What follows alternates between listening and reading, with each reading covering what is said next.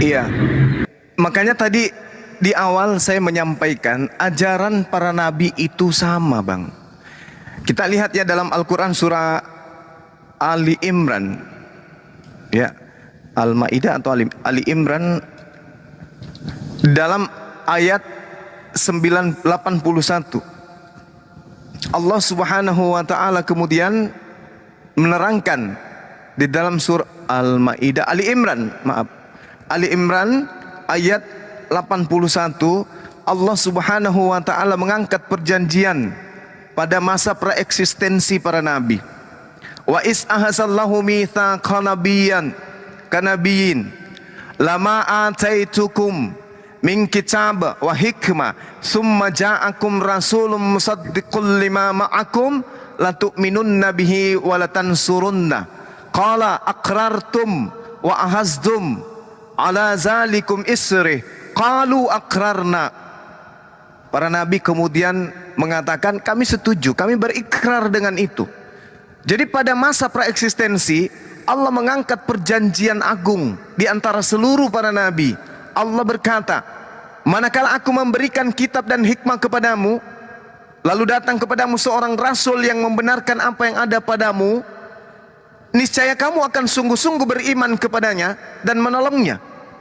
Allah kemudian berfirman, apakah kamu setuju dan menerima perjanjianku ini? Atas yang demikian itu, para nabi kemudian di masa praeksistensi sebelum mereka turun ke bumi menjawab, kami setuju ya Allah. Kemudian Allah berfirman, kalau begitu bersaksilah kamu wahai para nabi, dan aku juga bersaksi bersama kamu. Maksudnya apa? Ketika mereka didatangkan kitab, Allah mengatakan, apakah kamu akan menolong, mengajarkan kepada kaummu, akan datang sosok rasul sebagai penolong dari ajaranku? Para nabi mengatakan, ya kami setuju dengan itu. Nabi Abraham memberikan indikasi munculnya keturunannya yang akan menjadi pemimpin. Nabi Musa memberikan keterangan akan datangnya sosok nabi yang akan menjadi penolong yang sama seperti dengan dirinya. Nabi Isa alaihissalam demikian juga adanya. Ketika ia datang, dia menyampaikan akan adanya sosok nabi sebagai penutup ajaran para nabi, di mana dia akan melanjutkan tongkat kerajaan Tuhan yang ada di atas muka bumi. Nah, itu Al-Quran yang menerangkan. Lalu bagaimana dengan kitab saudara? Kita lihat dalam Yohanes 16 nomor 7 sampai dengan nomor 15. Ini sangat jelas, indikasi yang datang itu adalah nabi kebenaran. Nabi kebenaran itu disebut dengan ruah. Setiap Tuhan bercerita tentang nabi, pasti ruah, pasti berbicara tentang ruh. Ruh kebenaran itu akan memimpin kamu ke dalam seluruh kebenaran. Dan ini bukan Isa, ini bukan Yesus, bukan Isa. Aku akan minta kepada Bapa supaya dia memberikan penolong yang lain, dan penolong itu tidak akan datang sebelum aku pergi. Berarti bukan Isa, bukan Yesus. Ada sosok penolong lain yang datang kemudian, yang mengajarkan tentang seluruh kebenaran. Maksudnya gimana? Semua aspek ibadah, hubungan kita dengan Tuhan pencipta langit dan bumi diajarkan oleh roh penolong tersebut. Semua aspek ibadah, hubungan kita dengan alam semesta, dalam cakupannya manusia dan makhluk-makhluk lainnya, itu diajarkan oleh roh kebenaran tersebut. Sedangkan Yesus tidak mensifati itu. Baik di dalam Al-Quran maupun dalam kitab saudara, Yesus bahkan mengatakan, aku berdoa bukan untuk dunia, aku berdoa untuk mereka. Mereka siapa? Bani Israel, itu pun yang menjadi pengikutnya. Yohanes 10 nomor 27, aku mengenal pengikutku, mereka mengenal aku, mereka mengikuti aku dan mendengarkan aku. Aku diutus hanya kepada domba-domba yang sesat dari umat Israel. Teriakannya pun Shema Israel, Adonai Eloheinu, Adonai Ahad, hanya untuk Bani Israel. Tak ada cakupan pengajaran Yesus, wahai seluruh manusia, wahai seluruh manusia. Bahkan ada orang Kanaan perempuan yang mau ikut menjadi pengikutnya sekalipun, apa yang dikatakan oleh Yesus? Tidak patut roti yang disediakan untuk Bani Israel diberikan kepada non-Israel. Bahkan non-Israelnya disebut guguk. Disebut guguk oleh Yesus. Aku diutus hanya kepada domba, bukan diutus kepada guguk. Jadi kalau dikatakan Nabi Isa itu sebagai nabi terakhir, itu keliru. Itu keliru. Kenapa? Nabi Isa datang justru mengaminkan ajaran baginda Rasulullah Muhammad sallallahu alaihi wasallam. Coba Anda lihat, mohon maaf nih, mudah-mudahan Anda tidak keliru membaca dalil yang ada dalam kitab saudara. Apa kata Yesus sebagai patokan penghakiman di akhir zaman? Baca Yohanes 12:48. Mohon maaf kalau saya keliru. Barang siapa yang menolak aku, dia sudah ada hakimnya, yaitu firman yang pernah aku katakan kepada mereka. Firman itulah kelak yang akan menjadi hakimnya di akhir zaman. Yesus, dalam hal ini Nabi Isa, dalam iman kami tidak punya wewenang, tidak punya hak kemudian untuk menghakimi umat di luar Bani Israel, kecuali, ini tanda petik, kecuali, ya, tanda koma pembuka, kecuali titik dua koma pembuka, orang-orang non Israel, non Yahudi yang nyamar-nyamar jadi pengikutnya dan tidak melakukan kehendak Tuhan yang telah mengutus Yesus, maka Yesus akan mengusir mereka. Tutup tanda petiknya, balas kurung. Seperti itu, Bang. Tidak ada hubungannya Yesus dengan kaum di luar dari Bani Israel, nggak ada. Kecuali yang nyamar-nyamar seperti domba, padahal mereka bukan domba, mereka bukan Bani Israel. Nah, itu yang perlu saudara. Kenapa bisa demikian? Sedikit 10 detik. Kenapa bisa demikian? Yohanes 12:48. Ketika Yesus datang, dia hanya menghakimi berdasarkan dengan firman, dengan ucapan yang pernah dia ucapkan di tengah-tengah Bani Israel kurang lebih 3 tahun. Nah, sekarang pertanyaannya kemudian, mana ucapan Yesus kepada non-Yahudi, kepada seluruh manusia pada saat dia menyampaikan firman Tuhan kepada Bani Israel? Tidak akan pernah ada. Demikian. Ya, baik, saya sepakat. Artinya Nabi Isa Al-Masih ini atau Isa Al-Masih ini tidak mengajarkan memang selain kepada Bani Israel, terutama di dalam satu daerahnya, yaitu Nasaro atau Nasrani, ya, bagaimana yang saya pahami. Karena di Nasrani ini tidak menuhankan beliau ada memang seorang guru atau pemimpin. Nah, menarik tadi apa yang dikatakan oleh Bang Zuma, ya, di mana tongkat kepemimpinan ini akan diberikan kepada yang terakhir. Menurut versi Bang Zuma kan Nabi Muhammad sebagai tongkat, memang secara real dan faktanya bahwa negara Arab masih dalam bentuk berkerajaan. Nah, bukankah ini hanya pandangan saya, Bang Zuma, tolong debat kalau salah. Yang dimaksud dengan tongkat kepemimpinan dari satu kerajaan itu akan beliau dapatkan di akhir zaman nanti. Sesuai dengan informasi yang dari narasi Tuhan juga, dia adalah seorang pemimpin yang akan membawa selama 30 sampai 40 tahun sebelum dia wafat sebagai manusia biasa.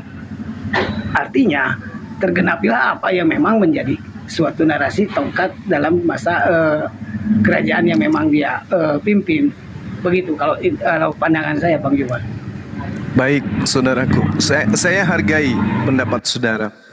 Tapi menurut Al-Quran dan menurut pengakuan Yesus itu, kedatangannya hanya untuk Bani Israel. Wa immin ahlal kitab illa la yu'minan nabihi qabla mauti.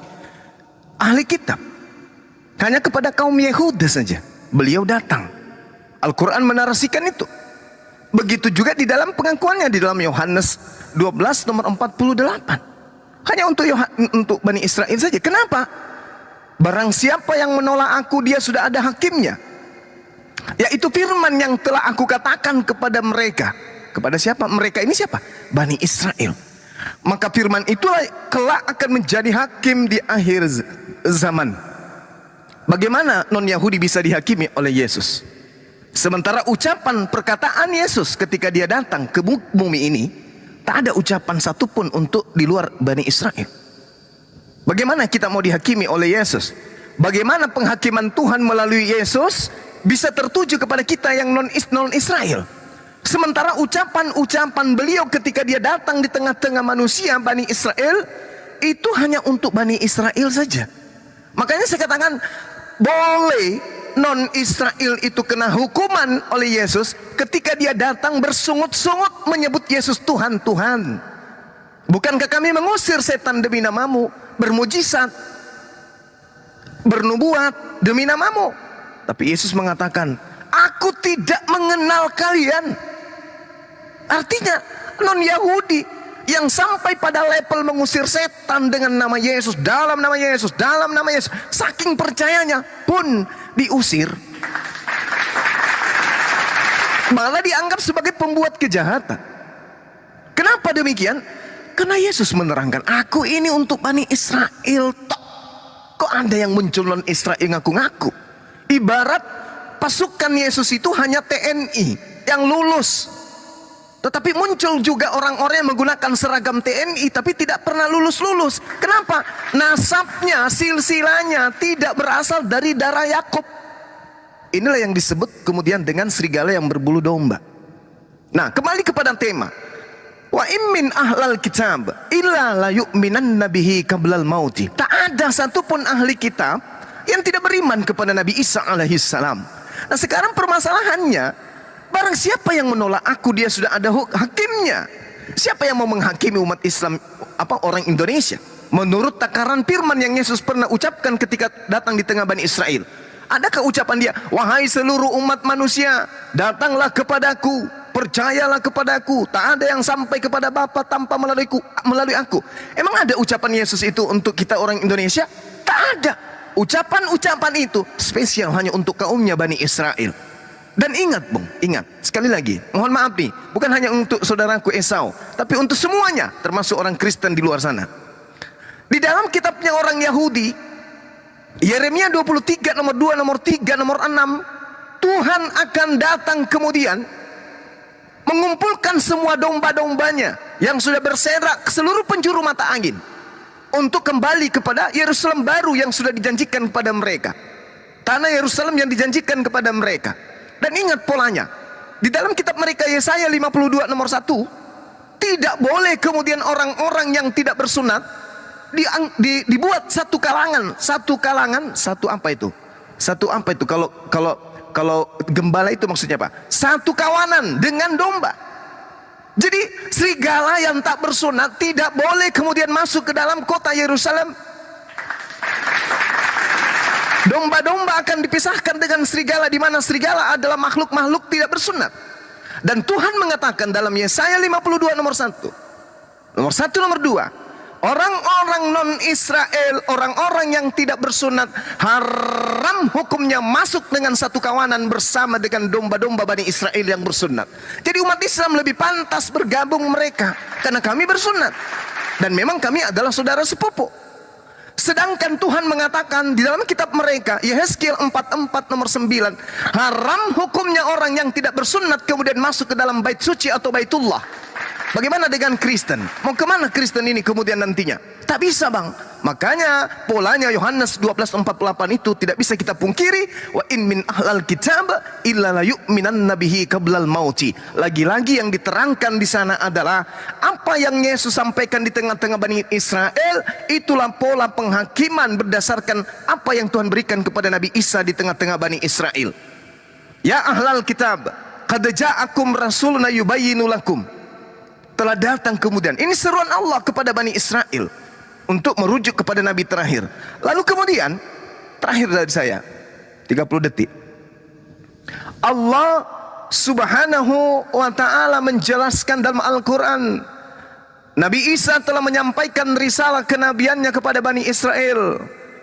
Inni abdullah ataniyal kitab wa ja'alani nabiyan. Sesungguhnya wahai Bani Israel, aku ini adalah hamba Allah yang diutus kepadamu, diberi nikmat kenabian yang nantinya akan dibekali dengan hikmat Injil, diutus kepada kalian. Al-Quran mengaku itu. Berarti pola penghakiman yang didatangkan kemudian oleh Yesus atau Isa alaihissalam adalah ucapan-ucapan beliau yang pernah ia ucapkan 3 tahun lamanya kurang lebih di tengah-tengah Bani Israel. Dan tak ada satu pun ucapan beliau diperuntukkan untuk orang Indonesia atau jangan orang Indonesia, orang Roma dan Yunani. Itu tak ada satu kata pun. Demikian.